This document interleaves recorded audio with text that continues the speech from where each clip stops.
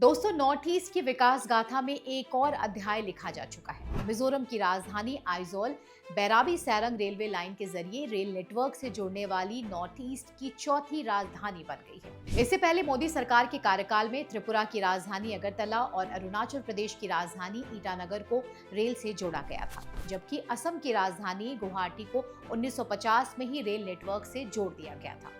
अब आपके मन में ये सवाल होगा कि आज जहां हमारा देश रेलवे ट्रैक्स और रोड्स बिछाने में कीर्तिमान बना रहा है, वहां ये एक साधारण सी खबर होगी, लेकिन ऐसा नहीं है। आज हम आपके सामने एक ऐसी कहानी लेकर आए हैं जो भारत के नॉर्थ ईस्ट में परिवर्तन और विकास की गाथा है।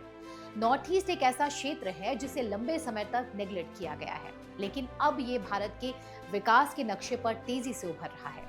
लेकिन इसके पीछे की कहानी केवल रेलवे लाइनों तक सीमित नहीं है। ये कहानी है नॉर्थ ईस्ट के नेग्लेक्ट की, उसकी ट्रेजेडी की और फिर उसके उद्धार की। स्वागत है आपका द पैम्फलेट में। मैं हूं आपके साथ विनीता। आज हम आपको बताएंगे कि कैसे दशकों तक नॉर्थ ईस्ट को मुख्यधारा से अलग रखा गया और कैसे नरेंद्र मोदी सरकार के नेतृत्व में इस क्षेत्र का ट्रांसफॉर्मेशन हुआ। नॉर्थ ईस्ट की कहानी को समझने के लिए हमें आजादी के शुरुआती दिनों में जाना होगा।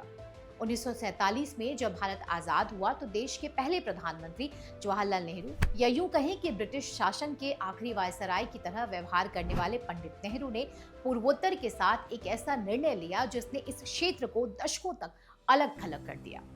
उस समय आर्मी चीफ जनरल करियप्पा ने नेहरू को सलाह दी थी कि नॉर्थ ईस्ट को विकसित करना जरूरी है ताकि वहां की आबादी को नेशनल मेन स्ट्रीम में शामिल किया जा सके। लेकिन नेहरू ने इस सलाह को नजरअंदाज कर दिया क्योंकि उनकी नजर में एक ब्रिटिश मिशनरी वेरियर एल्विन की सलाह ज्यादा इंपॉर्टेंट थी। एल्विन ने नेहरू को सुझाव दिया कि नॉर्थ ईस्ट जो कई आदिवासी समुदायों का घर है, में किसी भी तरह का हस्तक्षेप नहीं करना चाहिए ताकि उनकी प्राचीन विशेषताएं कंजर्व्ड रहें। लेकिन वेरियर एल्विन था कौन? वेरियर एल्विन एक ब्रिटिश मिशनरी था जो एंथ्रोपोलॉजिस्ट बनने के बहाने भारत आया था, लेकिन उसकी असलियत कुछ और थी। एल्विन ने आदिवासी समुदायों, खासकर नाबालिग लड़कियों का शोषण किया। 40 साल की उम्र में उसने अपनी 13 साल की स्टूडेंट, एक आदिवासी लड़की कोसी से शादी की और उसे एक एक्सपेरिमेंट की तरह इस्तेमाल किया। ये वही एल्विन था जिसने नेहरू की मदद से पूर्वोत्तर में ईसाई धर्म का प्रसार किया और इस क्षेत्र को लगभग 50 साल तक अलग थलग रखने की नीति बनाई। इस नीति का नतीजा ये हुआ कि पूर्वोत्तर में चर्चों का जाल फैल गया, समुदायों के बीच आपसी मतभेद बढ़ा और ये क्षेत्र मेन स्ट्रीम से कट गया। इसी तरह 1947 से 2014 तक कांग्रेस के नेतृत्व वाली सरकारों ने भी पूर्वोत्तर को कभी भी विकास की नजर से नहीं देखा। उनके लिए ये क्षेत्र केवल एक रिसोर्स एक्सट्रैक्शन जोन था। यहाँ के समृद्ध नेचुरल रिसोर्सेज जैसे कोयला, तेल और फॉरेस्ट वेल्थ का जमकर दोहन किया गया, लेकिन उसका लाभ स्थानीय समुदायों तक नहीं पहुंचा। नतीजा, आर्थिक कठिनाइयां, बेरोजगारी और उग्रवाद का जन्म। अगर हम गौर से देखें तो नॉर्थ ईस्ट में मिलिटेंसी की जड़ें इसी नेग्लेक्ट में छिपी हैं।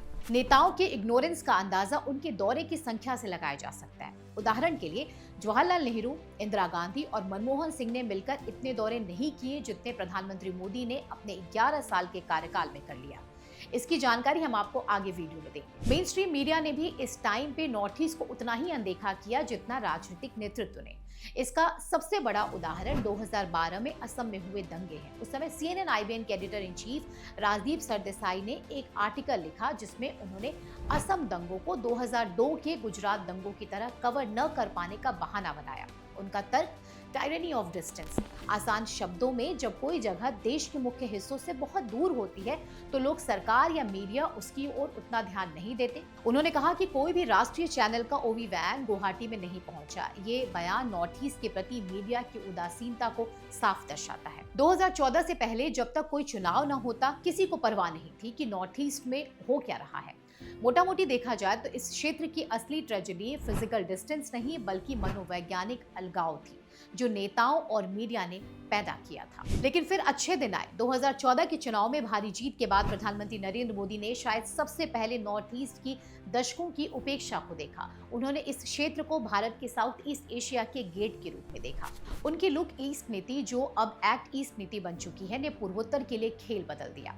अपने कार्यकाल की शुरुआत में प्रधानमंत्री मोदी ने कहा था, अगर देश का पश्चिमी क्षेत्र विकसित हो सकता है और देश के अन्य क्षेत्र विकसित हो सकते हैं तो मुझे कोई कारण नहीं दिखता कि पूर्वोत्तर क्षेत्र विकसित नहीं हो सकता। ये मेरा दृढ़ विश्वास है कि हमें इस क्षेत्र को देश के अन्य विकसित क्षेत्रों के बराबर लाना होगा। हमारे फाइनेंशियल इंक्लूजन के मॉडल में मैं देश के पश्चिमी छोर पर तो आर्थिक व्यवस्थाओं के लिए मेरी बैंकिंग व्यवस्था सबसे ज्यादा काम कर रही है, लेकिन पूरब का इलाका जहां पर इतनी बड़ी प्राकृतिक संपदा पड़ी हुई है, जहां पर इतना सामर्थ्यवान मनुष्य बल है, मैं उसके विकास के लिए क्या करूंगा? इसलिए हमारे ज्योग्राफिकली भी मैपिंग करने की आवश्यकता है। पिछले 11 वर्षों में मोदी सरकार ने नॉर्थ ईस्ट में इंफ्रास्ट्रक्चर पर लाखों करोड़ रुपए खर्च किए हैं और इस इन्वेस्टमेंट ने वाटरवेज, एयरवेज और रोडवेज को इस क्षेत्र का नया प्रतीक बना दिया है।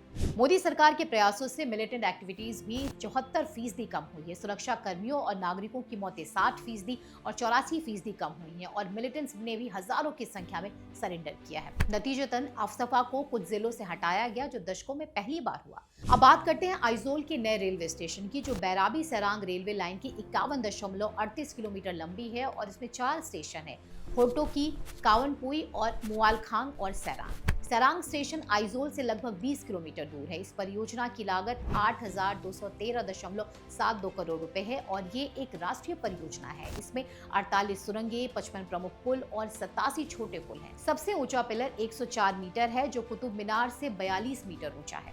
अब देखा जाए तो पीएम मोदी की सोच ने न केवल पूर्वोत्तर को नई दिशा दी, बल्कि भारतीय जनता पार्टी को भी राजनीतिक सफलता दिलाई। त्रिपुरा में 2013 के विधानसभा चुनाव में भाजपा का वोट शेयर मात्र 1.36% था, जो 2018 में 43.56% तक पहुंच गया। 2023 में भाजपा आईपीएफटी गठबंधन ने 60 में से 33 सीटें जीतकर सत्ता में वापसी की। नागालैंड में भाजपा और उसकी सहयोगी एनडीपीपी ने 34 सीटें जीती, भाजपा ने 12 और एनडीपीपी ने 22। मेघालय में कॉनराड संगमा की एनपीपी ने 26 सीटें जीती और भाजपा के समर्थन से सरकार बनाई।